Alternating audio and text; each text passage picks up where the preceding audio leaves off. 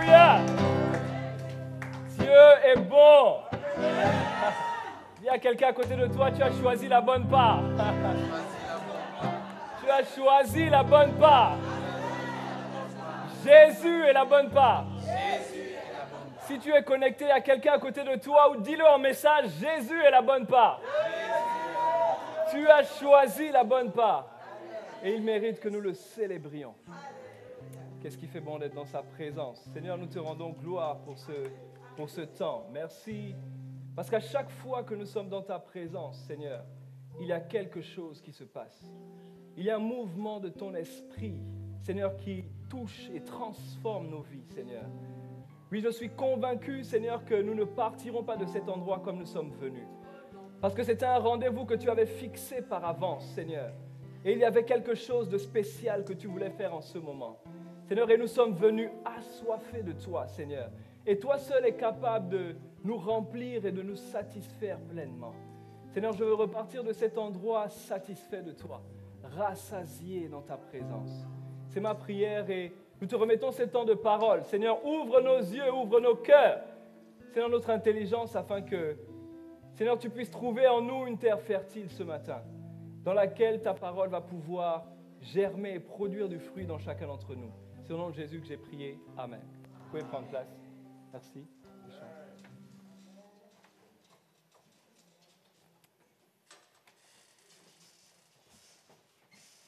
Nous allons donc continuer ces moments en échangeant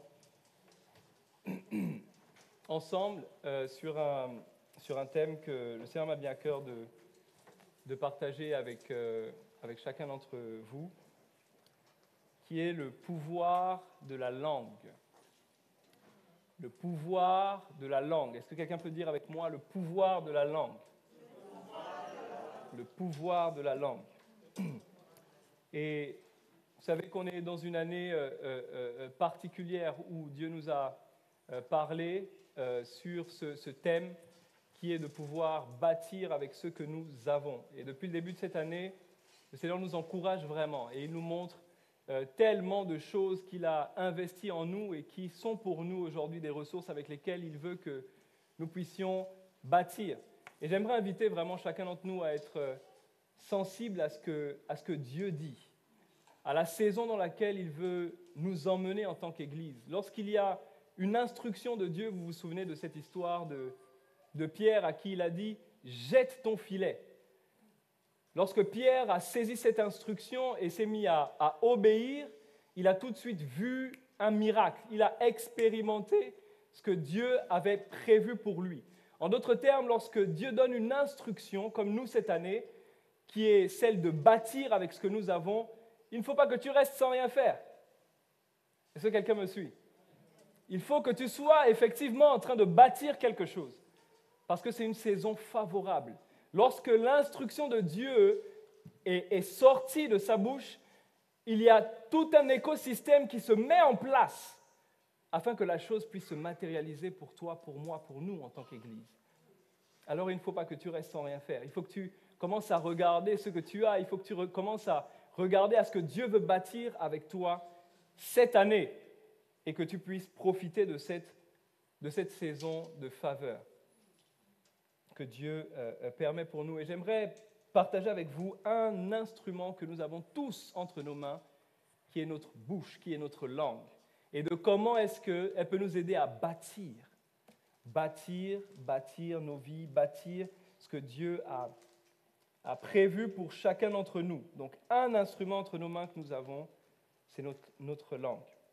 Donc, le premier point que j'aimerais voir avec vous, peut-être que nous aurons le temps d'en voir 5 ou 6, c'est que la première chose que nous découvrons dans la parole de Dieu au sujet de la langue, au sujet de la parole, donc lorsque je vais parler de la langue dans le contexte de ce message, c'est dans l'aptitude de la langue à produire la parole. Parce qu'avec la langue, avec la bouche, on peut faire plusieurs autres choses. On peut manger, par exemple.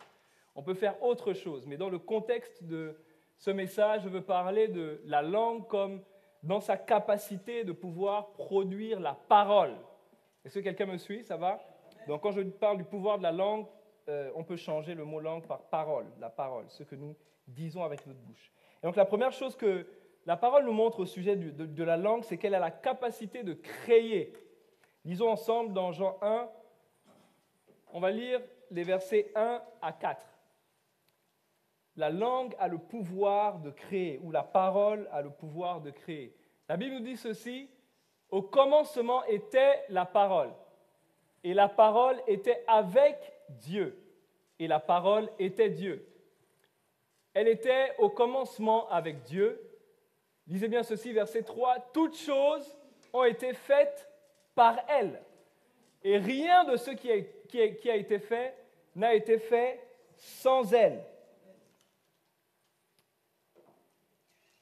En elle, on peut lire le verset 4, juste pour finir, « En elle était la vie, et la vie était la lumière des hommes. » Et donc ce texte nous montre clairement ici que Dieu a tout créé. La Bible dit « Toutes choses ont été faites par elle ».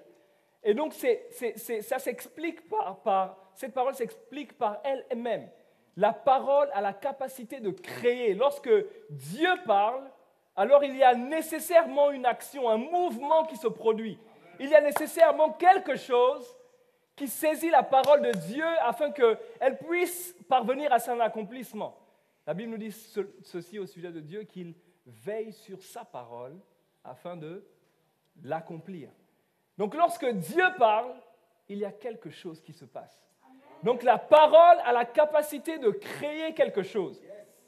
Et c'est le premier point que j'aimerais qu'on note dans cette aptitude, cette capacité qu'a la parole de créer. C'est qu'à l'origine de tout mouvement, à l'origine de toute action, il y a une parole. À la base de toute action, à la base de toute entreprise, à la base de tout mouvement que Dieu va t'emmener à faire, il y a une parole. Parce que c'est la parole qui va créer. C'est la parole qui est sortie de la part de Dieu qui va commencer à créer le contexte favorable afin que ce qu'il t'a promis puisse se réaliser. J'imagine Dieu lorsqu'il était en train de créer le monde et lorsqu'il disait que la lumière soit, automatiquement, le monde, l'univers a commencé à réagir à ce qui a été dit. Vous savez, des fois, nous ne voyons pas avec nos yeux ce qui est en train de se passer. Mais lorsque Dieu a parlé, sa parole a commencé à marcher vers son accomplissement. Parce que lorsque Dieu parle, il a commencé à créer quelque chose. Certes, le résultat, nous voulons tellement que ce soit visible aujourd'hui, mais le processus de création a commencé. Voyez-vous, lorsque une femme est enceinte, nous ne voyons pas l'enfant au bout d'un jour, n'est-ce pas?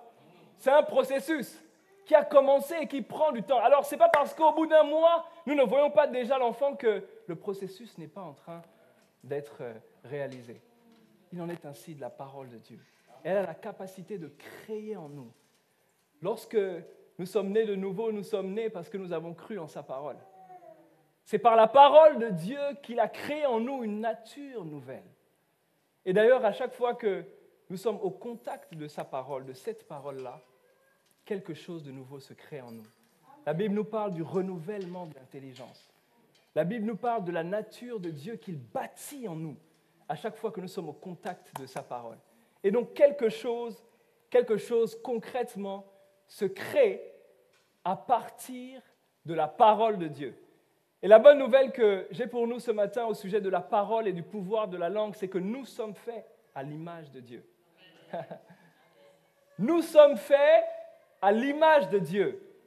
Ça veut dire que dans toute la création, je ne sais pas si vous observez comme nous, mais il semble que nous sommes les seuls êtres à avoir cette capacité de parole. Parce qu'au travers de la parole qui sort également de notre bouche, nous sommes capables de créer quelque chose. Si quelqu'un peut-être ne me croit pas, j'aime ce texte de Romains 4 qui dit que Dieu appelle les choses qui n'existent pas comme si elles étaient. Et qu'est-ce que ça nous montre ici, hein? Et elles viennent à l'existence. Est-ce que vous voyez ça? Quelque chose qui n'existe pas. Dieu fait quoi? Il parle, il l'appelle. Et alors qu'il parle, la chose vient à l'existence. Et voyez-vous, nous sommes de la même nature que Dieu. Et il y a un moyen, un instrument que Dieu nous a donné pour agir de cette façon. C'est la foi. Vous vous souvenez ce que Jésus a dit à cet homme? Il dit, si vous aviez seulement un petit peu de foi, comme un grain de sénévé. Il n'est pas dit, vous allez prier, alors je ferai que cette montagne se déplace. Il dit, tu parleras à cette montagne. Et alors elle se déplacera. La parole a la capacité de créer.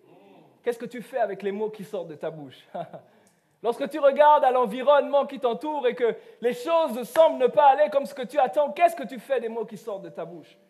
Qu'est-ce que tu fais de la parole que tu as? Qu'est-ce que tu fais de cette capacité que tu as à pouvoir dire avec foi et ainsi voir que la chose arrive? La langue a le pouvoir de créer. Et cela nous concerne aussi. J'aime cette histoire dans Ézéchiel, si nous pouvons le lire ensemble. Dans Ézéchiel au chapitre 37, voici une situation où Dieu a enlevé son prophète et il a emmené en esprit et il se retrouve dans une vallée où il est entouré d'ossements desséchés. Et là, il va se passer ce que nous commençons à lire à partir du verset 4. Il me dit, prophétise sur ces eaux et dis-leur, ossements desséchés, écoutez quoi? La parole de l'Éternel. Ainsi parle le Seigneur, l'Éternel, à ces eaux. Voici, je vais faire entrer en vous un esprit et vous vivrez.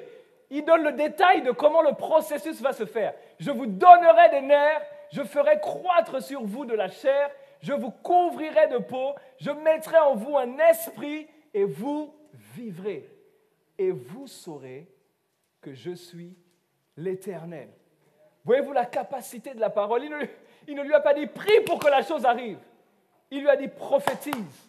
Il lui a dit parle sur cette situation. Je ne sais pas si peut-être autour de toi tu rencontres certaines situations qui sont un peu comme cet homme a pu voir, qui ressemblent à des ossements desséchés autour de toi.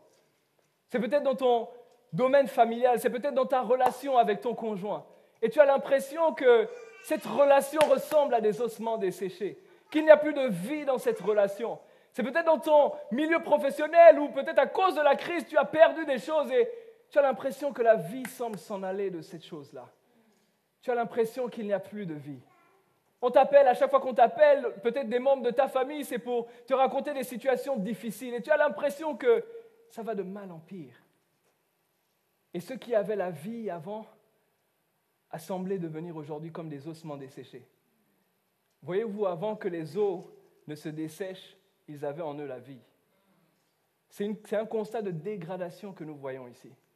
Quelque chose qui avait en lui la vie, la substance de Dieu, quelque chose peut-être qui a bien commencé dans ta marche avec Dieu. Et tu commences à te rendre compte que, avec le temps, quelque chose a commencé à dessécher. Quelque chose a commencé à perdre la vie. J'ai une bonne nouvelle pour toi ce matin, c'est que si tu saisis cette parole de Dieu, il te demande de parler simplement, de parler avec foi sur cette situation, de te positionner dans ton identité en Christ et de parler sur la situation. Il est un temps où nous devons réaliser qui nous sommes afin de parler comme les fils de Dieu que nous sommes et d'exercer l'autorité que nous avons en lui. C'est un des points que je voulais partager, mais réaliser que lorsqu'on parle de l'impact de notre parole, elle est proportionnelle à l'autorité que nous avons dans un domaine donné. Ok, je reviendrai dessus plus tard.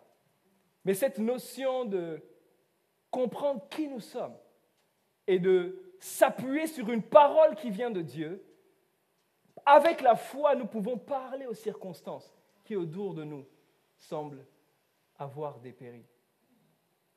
Peut-être c'est dans ton domaine des finances et tu sembles être secoué parce que mois après mois, tu n'arrives pas à voir la situation s'améliorer. Cesse de pleurer, cesse de te plaindre et commence à te positionner et à parler sur cette situation. Commence à parler et nous avons le précieux nom de Jésus comme nous avons chanté tout à l'heure. Jésus, Jésus. Et au nom de Jésus, commence à commander à cette situation de changer. J'appelle mes finances à la restauration au nom de Jésus. Si ton corps est malade, commence à parler et dire « Je suis guéri au nom de Jésus ». Commence à saisir ce qui est ton héritage et à le déclarer sur ta vie. Cesse de te plaindre. Cesse de pleurer. Commence à réagir parce que tu as un outil entre les mains. Les mots qui sortent de ta bouche. Parce que Dieu est capable, à partir de cela, de produire le miracle. Et lorsque je méditais sur cette histoire de la création, là où nous comprenons que par la parole, Dieu a tout créé, ce qui est expliqué dans le texte de Jean au chapitre 1, c'est un peu un résumé de la façon dont Dieu a créé le monde. Vous savez qu'il a déclaré simplement les choses, et les choses sont arrivées. Et l'autre chose que j'ai notée ici, dans cette histoire de la création, c'est que Dieu n'a pas fait simplement que créer en disant que la lumière soit. Il a ensuite nommé ce qu'il a créé. Voyez-vous, il a dit que la lumière soit, et il a dit ensuite, la lumière sera appelée jour. Lorsqu'il a séparé la lumière des ténèbres, il a dit les ténèbres seront appelées nuit. Lorsqu'il a séparé les eaux, il a dit que les eaux du haut seront appelées ciel. Et les eaux qu'il a regroupées sur la terre seront appelées mer.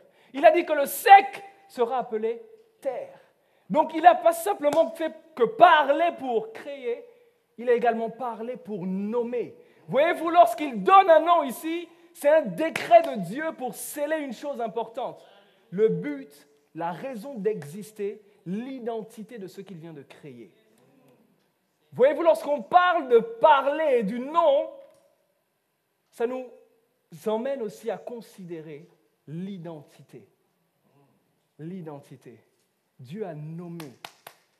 Il a dit ce ne sera pas simplement un amas d'eau dans les hauteurs. Il a dit cela sera appelé ciel. Et de la même façon, bien-aimés, nous devons veiller à comment est-ce que nous parlons de nous-mêmes. Comment est-ce que nous nommons ce que nous sommes. Quels sont les adjectifs qui sont utilisés lorsqu'on parle de toi? Quels sont les adjectifs que tu utilises lorsque tu parles de toi-même? Voyez-vous, l'identité est liée au nom. Et la parole qui est prononcée à chaque fois que tu parles de toi-même ou à chaque fois qu'on parle de toi va influencer directement ton identité. Souvenez-vous lorsqu'il a rencontré Jacob, dont son nom voulait dire quoi? Usurpateur, il a changé son nom. Parce qu'il y a un lien direct entre la façon dont on t'appelle, la façon dont tu es nommé et les choses que tu es appelé à faire. Le nom qui est prononcé à chaque fois qu'on parle de toi influence ta destinée. Je me souviens de cette histoire dans Acte 6, alors qu'on cherchait des personnes pour épeler les apôtres, alors qu'ils étaient surchargés par tellement de choses à faire. Ils ont cherché des diacres, des personnes sur qui ils pouvaient compter. Et un des critères qu'ils ont donné, c'est « Je veux des personnes qui ont une bonne réputation, dont le peuple parle en des termes qui sont élogieux. » Qu'est-ce que l'on dit de toi? On ne peut pas t'appeler usurpateur si tu es appelé à gérer l'argent. Ça pose un problème. Quels sont les noms qui sont employés lorsqu'on parle de toi? Pense-y, quelle est la destinée que Dieu t'a donnée? Et quels sont les adjectifs qui te caractérisent aujourd'hui? Quels sont les termes que tu emploies? Parce que ces termes-là ont la capacité de créer une identité qui va soit te propulser dans l'accomplissement de ce que Dieu a prévu pour toi, ou soit t'en éloigner. Est-ce que quelqu'un saisit ce que je dis? Ok. On peut continuer, on peut avancer? Ça va? Ok. Gloire à Dieu. Notons ensemble ce deuxième point au sujet du pouvoir de la langue. La langue a le pouvoir de créer l'unité, de rassembler ou encore de réconcilier. Ce sont des termes qui se rapprochent. Et j'aimerais qu'on puisse regarder ensemble cette histoire dans Genèse au chapitre 11. Nous allons lire des versets 1 à 9. La Bible nous dit ceci: toute la terre avait une seule langue et les mêmes mots. Comme ils étaient partis de l'Orient, ils trouvèrent une plaine au pays de Shinéar et ils y habitèrent. Ils se dirent l'un à l'autre: allons, faisons des briques et cuisons-les au feu. Et la brique leur servit de pierre et le bitume leur servit de ciment. Ils dirent encore: allons, bâtissons-nous une ville et une tour dont le sommet touche au ciel et faisons-nous un nom, afin que nous ne soyons pas dispersés sur la face de toute la terre. L'Éternel descendit pour voir la ville et la tour que bâtissent les fils des hommes. Et l'Éternel dit: voici, ils forment un seul peuple et ont tous une même langue. Et c'est là ce qu'ils ont entrepris. Maintenant, rien, notons bien le verset 6, Maintenant, rien ne les empêcherait de faire tout ce qu'ils auraient projeté. Allons, descendons, et là, confondons leur langage afin qu'ils n'entendent plus la langue les uns des autres. Et l'Éternel les dispersa loin de là, sur la face de toute la terre, et ils cessèrent de bâtir la ville. C'est pourquoi on l'appela du nom de Babel, car c'est là que l'Éternel confondit le langage de toute la terre, et c'est de là que l'Éternel les dispersa de toute la terre. Et donc c'est une histoire où on voit ici des hommes qui ont entrepris quelque chose qui déplaît à Dieu. Et l'Éternel fait un constat qui nous permet de tirer ici un principe important, c'est que maintenant qu'ils parlent tous la même langue, qu'ils sont unis par la langue, par le langage, par leur façon de parler, par le message qu'ils ont en commun, qu'ils partagent, rien ne peut plus les arrêter. Rien ne peut plus les arrêter. Un des principes clés liés au fait de bâtir ensemble, nous parlons de bâtir cette année, c'est de parler le même langage. C'est de partager un même message. Parce que lorsque nous partageons un même message, lorsque nous parlons le même langage, alors toutes les promesses de Dieu, toutes les promesses qu'il a faites sur nous en tant que famille ciel, nous allons être capables de les réaliser. Or, quelquefois, qu'est-ce que nous constatons, malheureusement, quelquefois? Alors que le pasteur va, par exemple, donner une instruction et dire « allons dans ce sens », quelques-uns vont changer de langage et parler une langue qui est différente. Alors là, nous avons un problème. Alors là, nous avons un grand problème. Vous connaissez ce texte de la Bible qui dit qu'un peuple divisé contre lui-même ne peut subsister. Un des premiers principes de division, c'est de semer le trouble dans la façon dont les gens se parlent, dans le langage. Si tu arrives à amener deux personnes à ne plus parler de la même façon, à ne plus partager les mêmes valeurs, à ne plus penser et réfléchir de la même façon, ça crée tout de suite le désaccord. Et lorsqu'il y a le désaccord, alors même si Dieu avait entrepris une belle œuvre, avait prévu une belle œuvre, ça ne peut plus fonctionner. Ça ne peut plus fonctionner. Nous avons donc intérêt, si nous voulons bâtir ensemble, à comprendre ce principe lié au langage et à la parole, que nous avons besoin ensemble de parler le même langage et de comprendre ensemble ce que Dieu veut faire avec nous. Ainsi, lorsque le pasteur parle, ce sera la même chose que lorsque tu discuteras avec un membre de l'Assemblée. Tu entendras la même chose que lorsque tu te connecteras à une réunion en semaine. Tu entendras la même chose que lorsque tu assisteras à un quelconque programme.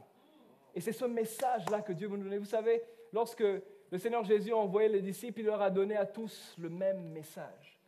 Allez prêcher Jésus-Christ et Jésus-Christ ressuscité. Allez annoncer aux gens la bonne nouvelle. Il ne leur a pas dit chacun allez improviser. Il leur a donné un même message. Oh, j'aime ce texte de la Pentecôte, si vous permettez, on va... Oh, je ne sais pas si j'aurai le temps, mais ce texte de la Pentecôte nous rappelle cette histoire qu'on voit des langues, lorsqu'ils ont expérimenté pour la première fois le fait d'être remplis du Saint-Esprit. La Bible nous dit, les langues sont descendues du ciel, séparées les unes des autres, et sont tombées sur eux. Alors ils se sont mis à parler plusieurs langues. Et je comprends quelque chose ici, c'est que si, pour disperser les gens, Dieu a changé le langage pour les rapprocher et pour les ramener à lui, il n'a pas eu besoin de leur redonner un même langage. Il leur a donné un même message. Parce qu'alors que les hommes étaient en train de les entendre parler dans différentes langues, ils étaient en train d'entendre un même message. La Bible nous dit qu'ils parlaient tous des merveilles de Dieu. Ils étaient tous en train de parler des merveilles de Dieu. Il ne s'agit plus de parler la même langue. Est-ce qu'il faut absolument qu'on parle français? Non, il s'agit d'avoir un même message. Est-ce qu'il y a quelque chose dans le message, dans la parole qui nous rassemble? Est-ce qu'il y a quelque chose qui nous rassemble?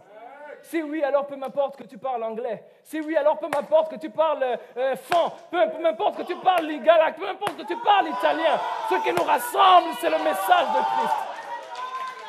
La parole de Dieu a la capacité de rassembler. A la capacité de rassembler les peuples. A la capacité de rassembler les nations. A la capacité de remettre ensemble des personnes qui étaient séparées.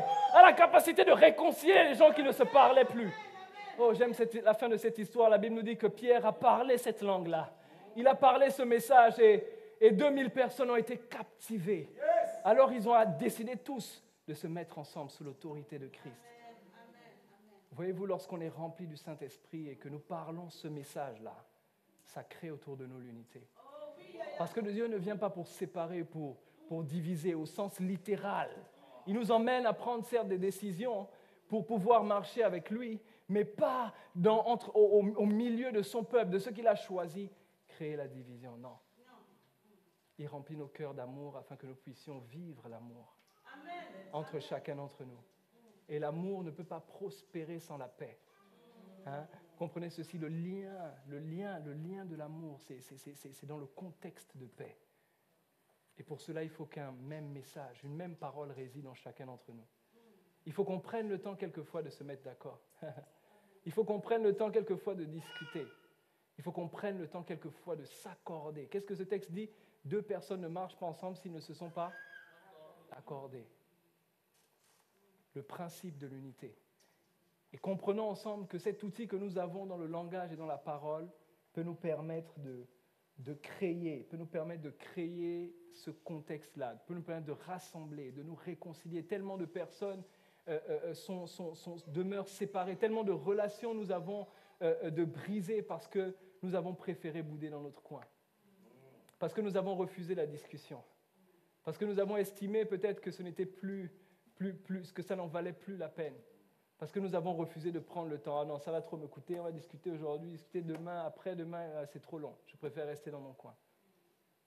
Le discours de Pierre a permis de rassembler des gens. Et je crois qu'il en est aussi ainsi dans nos relations. Si nous pouvons être comme Pierre ce jour-là, remplis du Saint-Esprit, remplis de cette intention-là de Dieu, de créer l'unité, de réconciliation, alors il nous inspirera les mots qu'il faut. Alors il te mettra dans ta bouche ce qu'il faut que tu dises afin que cette situation soit réparée, afin que cette relation puisse redevenir, ce lien puisse se recréer comme elle était. Est-ce qu'on peut avancer ensemble? Troisième point que j'aimerais voir avec nous, qui va avec ce point, c'est que la langue a le pouvoir soit d'apaiser, soit d'exacerber les tensions. Nous parlons des relations ici, j'aimerais continuer en insistant sur ce point. Lisons ensemble 3 passages. Le premier dans le livre de Proverbes au chapitre 15. Et nous allons lire le verset 4. La Bible dit ceci: la langue douce est un arbre de vie, mais la langue perverse brise l'âme. La langue douce est un arbre de vie. Lisons ensemble Proverbe 12, verset 18. Tel qui parle légèrement, je le lis vous pourrez le lire dans votre Bible, pour ceux qui en ont une, ou dans votre support numérique, pour ceux qui ont un support numérique, en attendant. OK. Tel qui parle légèrement blesse comme un glaive, mais la langue des sages apporte la guérison. Amen. La langue des sages apporte quoi? La guérison. Elle ne vient plus pour exacerber. Je disais ceci, la langue a le pouvoir soit d'apaiser, de créer la paix, soit d'exacerber une tension. Lisons ensemble ce dernier texte dans Jacques au chapitre 3, les versets 4 à 5. Voici, même les navires qui sont si grands et que poussent des vents impétueux sont dirigés par un petit gouvernail au gré du pilote. De même, la langue est un petit membre et elle se vante de grandes choses. Voici comme un petit feu peut embraser une grande forêt. Un si petit membre dans notre corps, mais qui se vante de faire de grandes choses. Alors ça peut être dans le bon sens, comme ça peut être dans le mauvais sens. Alors, la responsabilité est la nôtre aujourd'hui. Soit de choisir d'être un instrument de paix, c'est-à-dire quelque part aussi avoir la maîtrise de soi et faire le choix d'être une source de bénédiction. C'est ce en quoi nous croyons, n'est-ce pas? Que nous sommes quoi? Une source de bénédiction. C'est un choix que nous faisons ou que nous sommes amenés à faire à chaque fois que nous avons à prendre la parole. Est-ce que je prends la parole pour être une source de bénédiction? Est-ce que je prends la parole pour apaiser? Ou est-ce que je prends la parole pour exacerber quelque chose qui n'est déjà pas bien? Quel est le rôle que je joue? Il y a ce texte de la Bible qui dit que c'est de l'abondance du cœur que la bouche parle. On peut avoir souvent cette intention, mais si au-dedans de nous, si à l'intérieur de nos cœurs, nos pensées sont noires, malheureusement, quelle que soit notre bande d'intention, tôt ou tard, ce qui est à l'intérieur de toi jaillira sous forme de paroles et de mots. Vous savez, il y a des personnes qui sont dans leur caractère, dans leur attitude, du tac au tac. Dès que tu touches, boum, boum, action-réaction. OK. Vous voyez un peu? Je ne dis pas que c'est bien, mais on voit tout de suite ce qui se passe. Et il y a d'autres qui, quelquefois sous couvert de maîtrise de soi, même des fois, OK, non, moi je ne parle pas. Je ne dis rien. Sauf que le problème que nous avons ici, c'est que à l'intérieur de toi, en réalité, quelque chose a commencé à noircir. Quelque chose a commencé à noircir à l'intérieur de toi. Vous voyez un peu ce qui se passe lorsqu'on secoue une bouteille de coca et qu'on ouvre? Tôt ou tard, une circonstance viendra secouer la bouteille. Tôt ou tard, quelque chose va se passer la pression va monter. Et ce qu'il y a à l'intérieur de toi va véritablement s'exprimer. De l'abondance du cœur. C'est pour ça que si c'est quelque chose qui nous interpelle ce matin, j'aimerais nous dire, apprenons à garder notre cœur. Parce que si tu sais garder ton cœur, alors tu as fait 95% du chemin sur la maîtrise de ce qui sort de ta bouche, sur le fait d'être une source de bénédiction. Alors pourquoi 95%? Parce que lorsqu'on parle de ce qui sort du cœur, il y a le contenu, il y a aussi la forme. Il y a un pourcentage là qui dépend de la forme.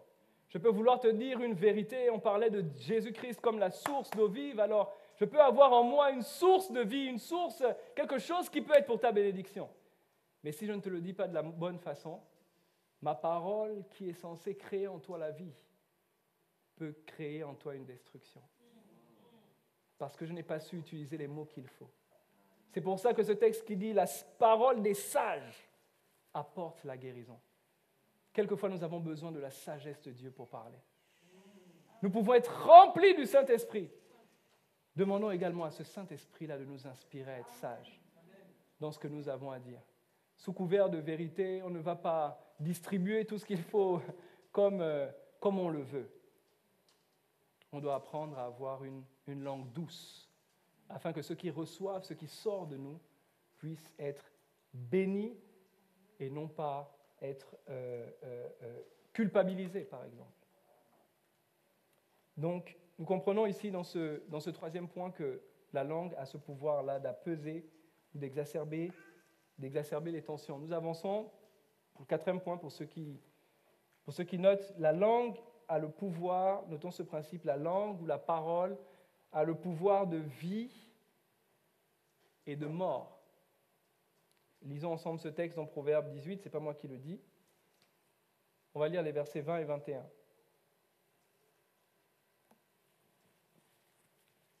La Bible dit ceci, « C'est du fruit de sa bouche que l'homme rassasie son corps, c'est du produit de ses lèvres qu'il se rassasie. La mort et la vie sont au pouvoir de la langue. Quiconque l'aime en mangera les fruits. » Vous voyez un peu ça? La mort et la vie, ce n'est pas spirituel, non, on peut le prendre concrètement parlant. La mort et la vie sont au pouvoir de la langue. Autrement dit, ta façon dont tu parles te conduira soit à la vie, ou la façon dont tu parles te conduira aussi à la mort.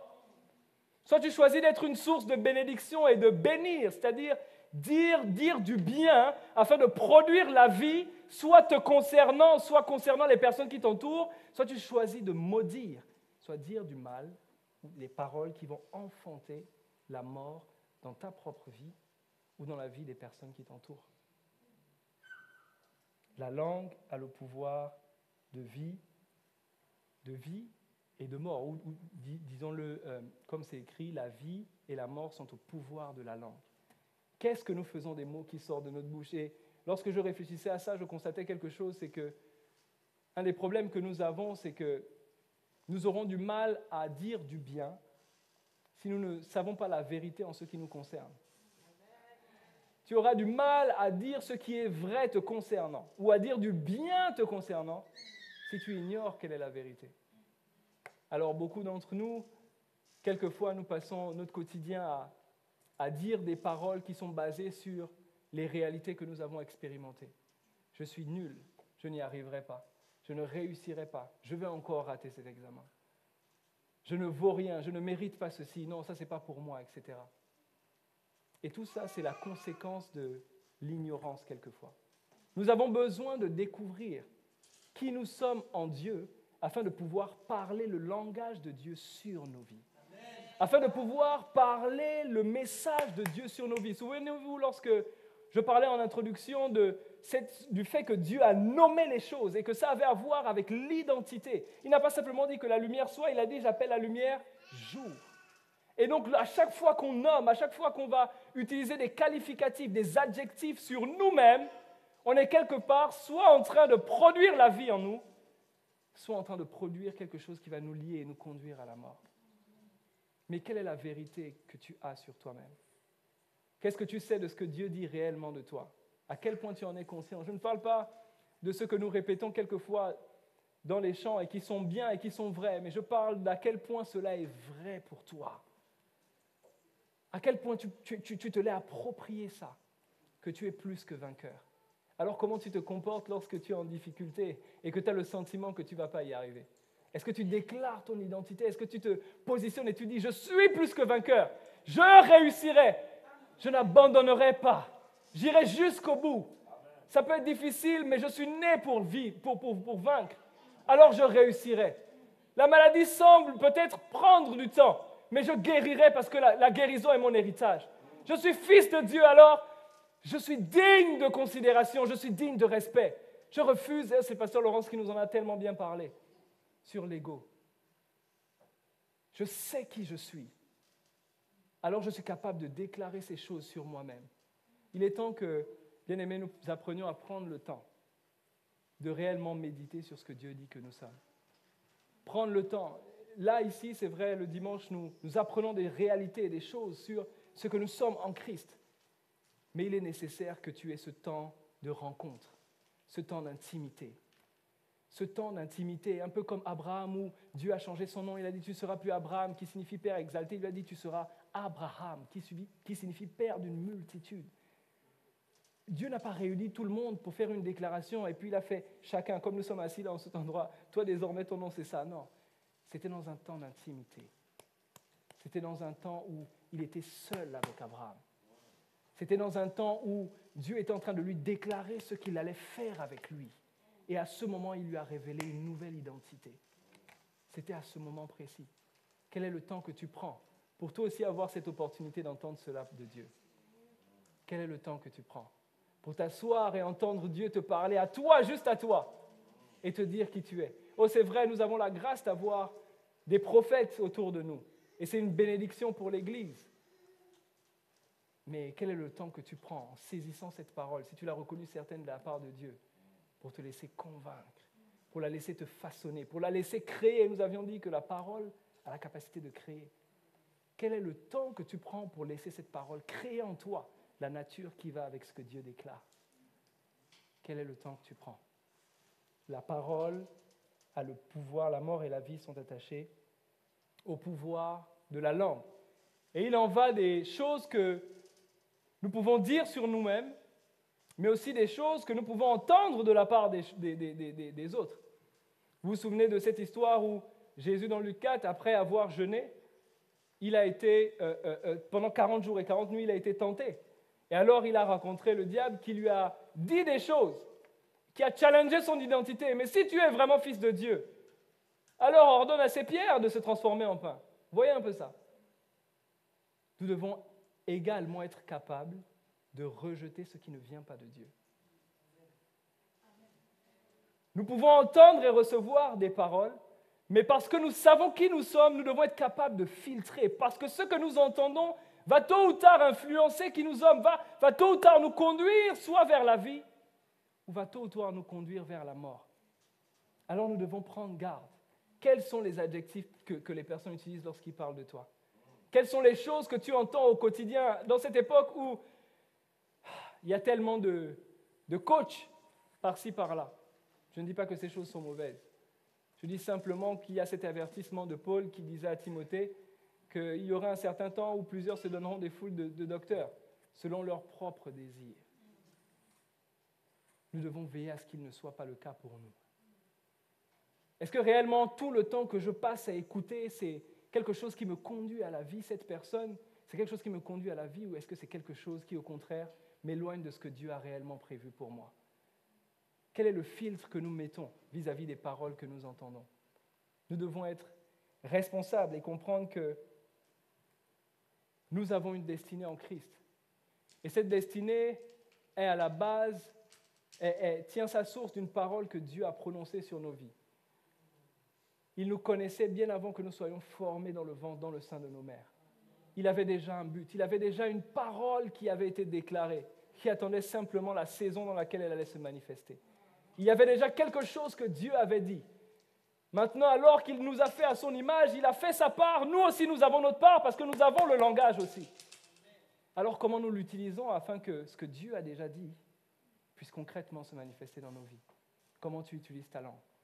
Et comment est-ce que tu réfutes les choses que tu dois réfuter dans les choses que tu écoutes au quotidien, dans les choses qu'on te dit? Ce n'est pas tout que nous devons accepter. Il y a des paroles que nous devons rejeter parce qu'elles vont influencer notre identité, parce qu'elles vont nous rabaisser, parce qu'elles vont nous emmener à douter de Dieu, parce qu'elles vont nous emmener à douter de ce que Dieu a réellement dit. Et alors, lorsque le doute a commencé à germer en nous, la foi ne peut plus agir à l'intérieur de nous. Et s'il n'y a plus la foi à l'intérieur de nous, nous ne pouvons plus saisir ce que Dieu veut réellement faire avec chacun d'entre nous. Et cela commence par ce qu'on entend. La Bible dit quoi? La foi vient de ce qu'on entend. Ne donnez pas foi à tout ce que vous entendez. Rassurez-vous que ce que vous entendez au quotidien, faites un ratio. Ok, je passe une journée, c'est 100% de mon temps. Je passe combien de temps à écouter ce que Dieu dit par rapport au pourcentage du temps où j'écoute toute autre chose? Je passe combien de temps à faire ce que Dieu m'a dit par rapport au pourcentage où je fais ce que d'autres personnes m'ont demandé de faire?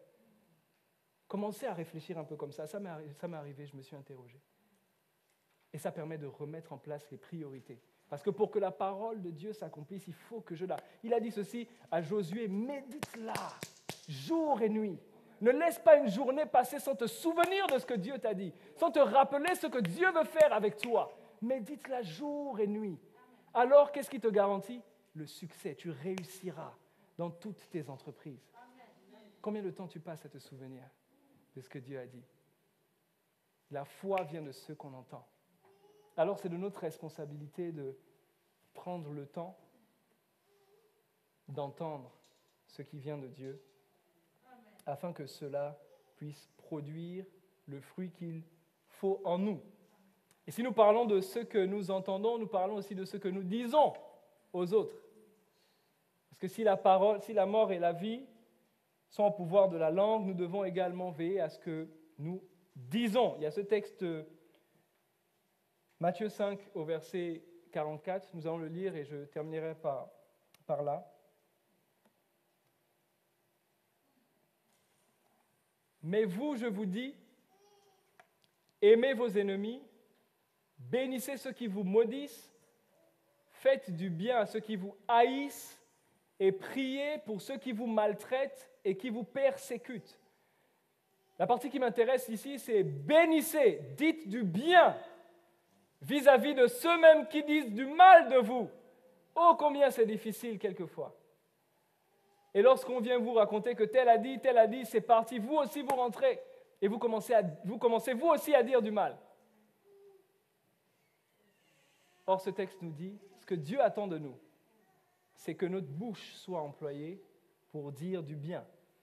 Ce texte de Jacques au chapitre 3 que nous lisions, peut-être on peut le lire dans la suite de ce texte, si on peut afficher Jacques au chapitre 3, peut-être à partir des versets 10, qui parle des sources d'eau.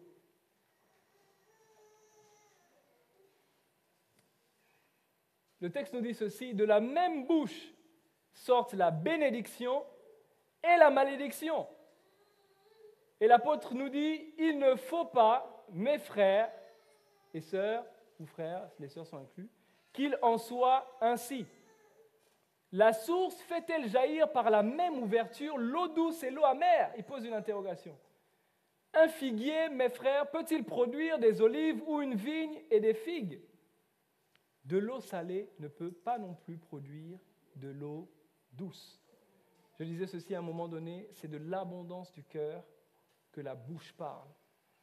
Et là où Dieu nous attend, et ce qui doit être l'objet de nos prières, c'est que Dieu nous aide à bénir, même dans les circonstances où les personnes autour de nous parlent mal de nous.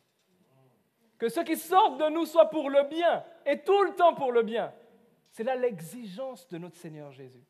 Et s'il le dit, c'est qu'il a également prévu la capacité pour le faire. Paul a dit ceci, Christ en moi, l'espérance de la gloire. Parce que Christ est en toi, alors il te rend capable de le faire. Est-ce que tu as conscience de cette identité-là? Est-ce que tu as conscience que Christ en toi peut être capable, même au moment où on parle le plus mal de toi, même au moment où tu as l'impression que ton nom est le plus dans la boue, de rester calme et de bénir, et de dire du bien, et de parler en des termes malgré tout respectueux, parce que tu es un enfant de paix. Les fils de Dieu produisent quoi? La paix. Hein? La formulation exacte, c'est ceux qui sont heureux. Voilà, heureux ceux qui. Merci, pasteur Laurence. Heureux ceux qui procurent la paix, car ils seront appelés fils de Dieu. Et donc, c'est notre responsabilité, quel que soit le contexte, quel que soit ce qui a été dit, quels que soient les mots qui ont été employés, de chercher à bénir malgré tout, de rechercher la paix en toutes circonstances. Et j'aimerais juste rajouter ce petit point alors que nous allons clôturer et prier. C'est que lorsque je parle de faire attention également à ceux qui nous sortent de nos bouches, j'aimerais mettre une attention particulière pour toutes les personnes qui sont en position d'autorité vis-à-vis de d'autres personnes. Peut-être que tu es chef de famille, peut-être que tu as des enfants, peut-être que tu es chef responsable quelque part, peu importe la responsabilité, peut-être dans ton travail, ou peu importe où tu as une position d'aîné dans ta famille, ou peu importe la position où tu exerces ton autorité. Sachez ceci, c'est que l'impact et le poids de ta parole est proportionnel à l'autorité que tu exerces dans un domaine. Et les paroles, les mots que tu vas employer vis-à-vis de tes enfants, par exemple, auront un impact considérable sur leur vie. Et quelquefois, nous ne veillons pas, peut-être par habitude ou par excès de langage, nous sortons des mots et des paroles dont nous ne maîtrisons pas l'impact et l'influence qu'ils vont avoir. Dieu nous appelle à veiller ce matin sur ce que nous disons. Peut-être c'est ton conjoint, peut-être c'est un membre de ta famille, et dans les termes que tu emploies vis-à-vis de lui, parce que tu es tellement désespéré que sa situation ne change pas. Malheureusement, dans ce que tu dis, tu contribues à ce qu'elle ne change pas. Aucune personne à qui on répète tous les jours « tu es incapable » n'arrivera à sortir de cette situation. Tu ne peux pas à la fois espérer qu'il réussisse et tous les jours lui répéter qu'il est incapable. Lorsque nous exerçons une autorité, c'est une grande responsabilité. Nous devons peser chaque mot, peut-être plus que dans d'autres circonstances. Et c'est vraiment juste avec cette pensée que je voudrais nous laisser. J'aimerais nous inviter à prier. Et je crois que voilà un domaine excellent d'exercice de la parole, c'est la prière. S'il y a un lieu où nous devons nous exercer à dire ce qu'il faut, c'est la prière. À travailler en nous les mots qu'il faut, c'est la prière. C'est dans la présence de Dieu. C'est alors que nous nous tenons devant Dieu. C'est là où nous devons expérimenter cela. Commencer à dire, Seigneur, alors que je suis devant toi et que je parle, inspire-moi, donne-moi les mots qu'il faut. La Bible dit, c'est inspiré, poussé par le Saint-Esprit que les hommes ont parlé. Je vais être rempli de ton esprit pour parler ce qu'il faut, pour partager le message qu'il faut. J'aimerais qu'on puisse prier dans deux directions ce matin. La première, c'est que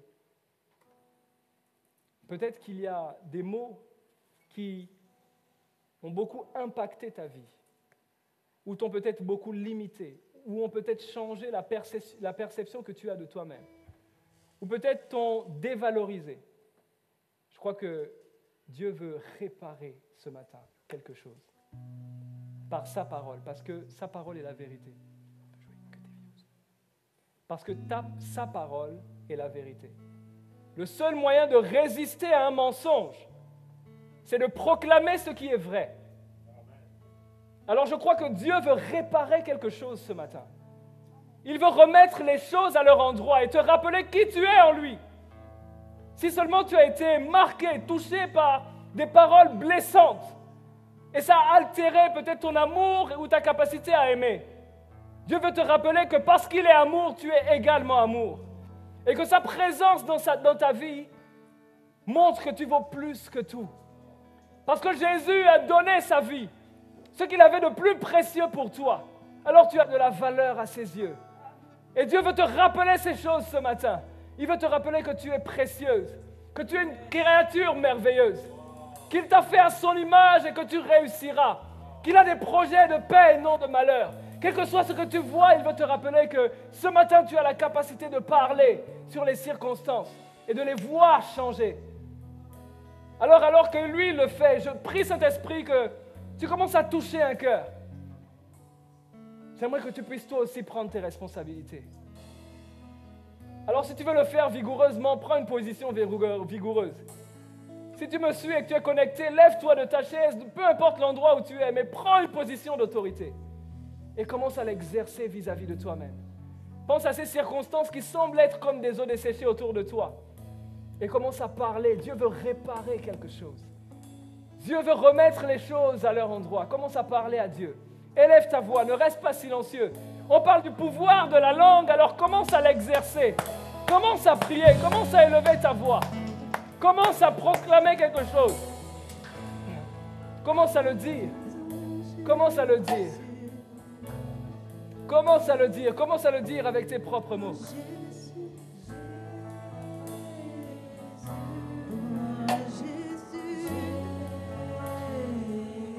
Commence à le dire. Prends un temps. Déclare-le. Pense à ces situations que tu veux voir changer. La Bible dit que Dieu veille sur sa parole afin de l'accomplir. Et il y a une onction de réparation et de guérison. Saisis-le et prends ce temps, c'est quelques secondes pour commencer à parler. Pense à cette situation et déclare. Jésus a dit, parle à cette montagne. Et elle sautera du devant de toi. Alors, ceux qui représentent une montagne, commencent à parler afin qu'elle se déplace. Et elle se déplacera au nom de Jésus. Ce matin, c'est le moment. Ce n'est pas un autre temps. C'est ce matin, c'est ce moment. Commence à parler. Et déclare à cette situation de changer. Alors que nous proclamons Saint-Esprit, il est en train de le faire. Il saisit la parole qui sort de ta bouche et il l'emmène à se réaliser dans ta vie. Commence à voir les choses changer, les circonstances changer autour de toi. Alléluia, au nom de Jésus. Nous le voyons agir, Seigneur, et nous croyons que tu agis. Alléluia. J'aimerais qu'on puisse prendre une deuxième direction de prière. Alors que nous avons parlé également de faire attention à ce que nous disons vis-à-vis des gens, il y a peut-être une situation que Dieu a pointée du doigt ce matin, où tu te souviens que tes paroles ont peut-être pu blesser, où tu te souviens que tes paroles ont peut-être pu rabaisser, tes paroles n'ont peut-être pas produit la vie qu'il fallait dans la vie de quelqu'un.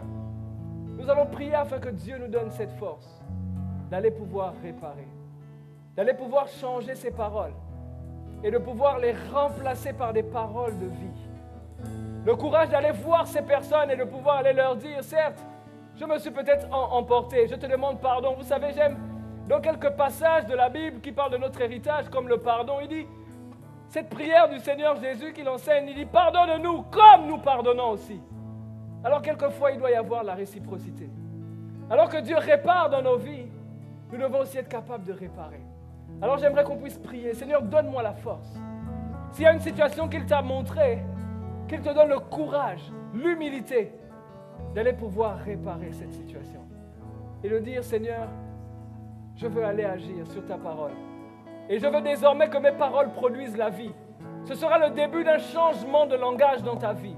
À partir de cet acte que tu vas poser, désormais tu seras capable, en quelque situation que ce soit, de parler la vie et non pas parler la mort. De bénir, même lorsqu'on parle mal de toi. Élève ta voix. Alors que nous disons Jésus, Jésus, fais cette prière à Dieu. Donne-moi la force, Jésus, j'ai besoin. Donne-moi la force, Seigneur Jésus, j'ai besoin. Je veux saisir et agir sur ta parole. sur l'instruction que tu me donnes. Mais Jésus, donne-moi la force. Seigneur Jésus, donne-moi la force. Donne-moi la force. Afin de produire la vie dans mon langage. Au nom de Jésus. Alléluia.